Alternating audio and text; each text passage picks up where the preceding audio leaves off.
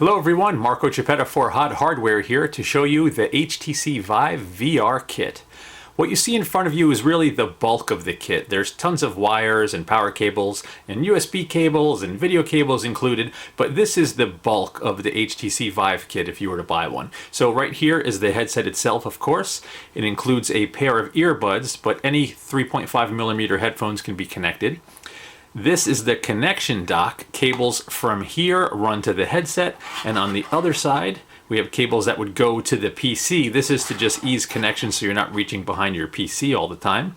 This is one of the base station light boxes, and back here is one of the controllers. The HTC Vive headset is a pretty complex piece of hardware. There are actually 32 individual sensors scattered all over the headset to help with the 360-degree motion tracking.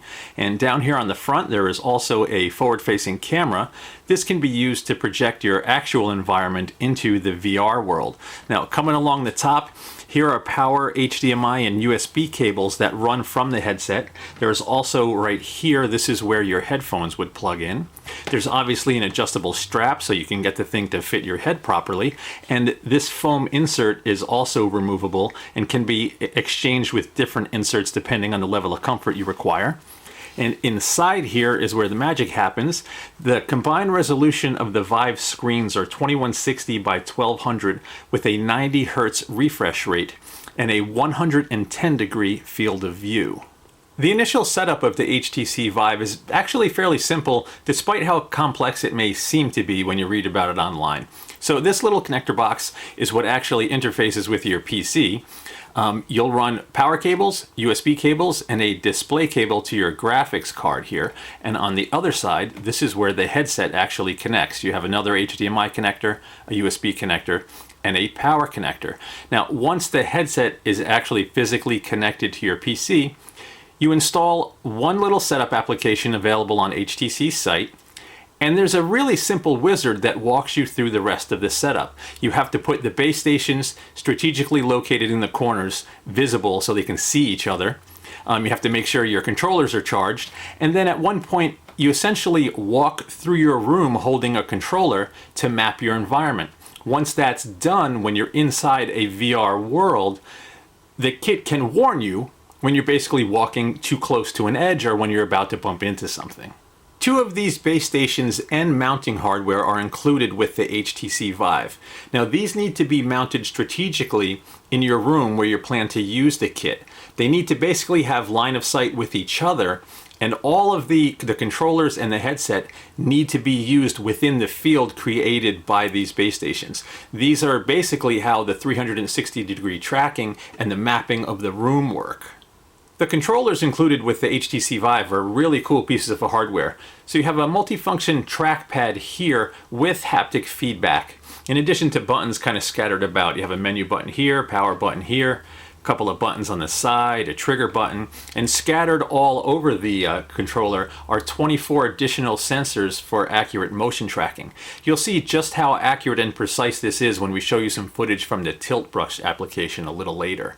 Now, when you're inside a virtual world, these controllers can either look like the controller or take on shapes of, say, a flashlight or a shield, as we'll show you in the audio shield application as well.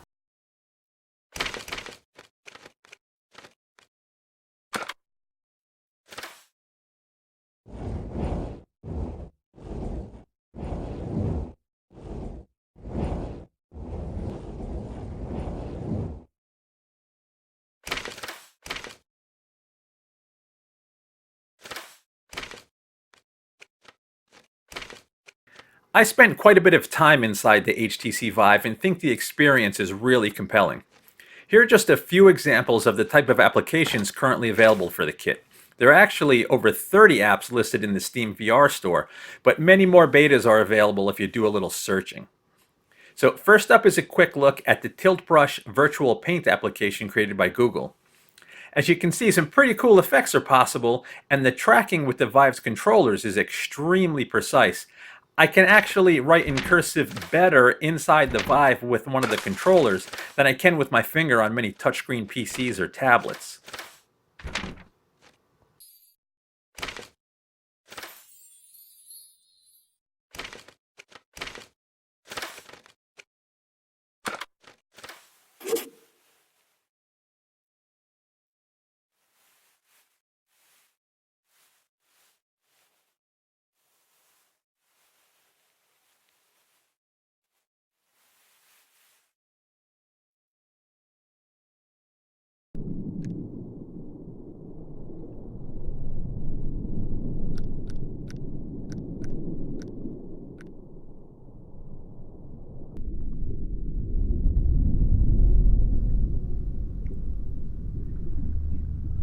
This is an experience called the Blue. There are 3 different environments available in the Blue, but in this one, the Vive's controllers can be used as flashlights to shine a light on different creatures or just poke around the environment. As you can see, the effect is pretty cool.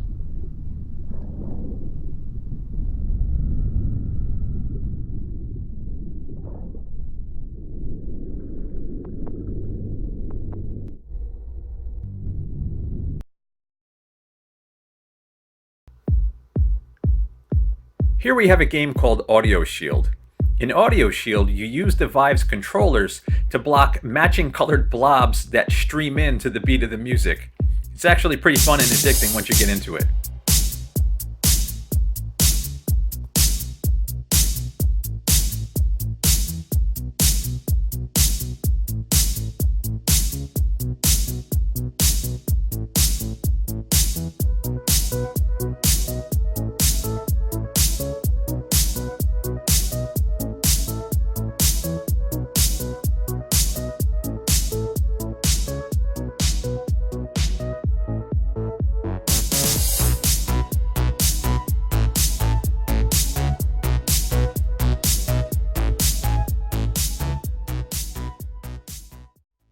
Wow.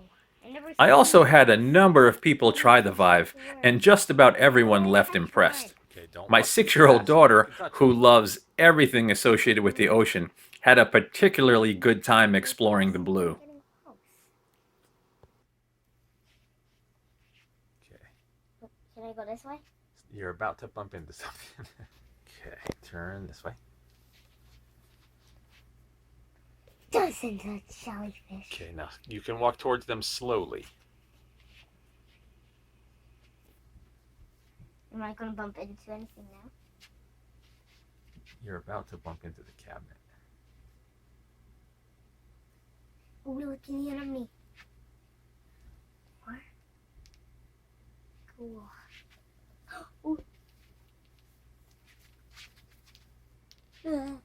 Does he look cool? Yeah. I want to study the sky.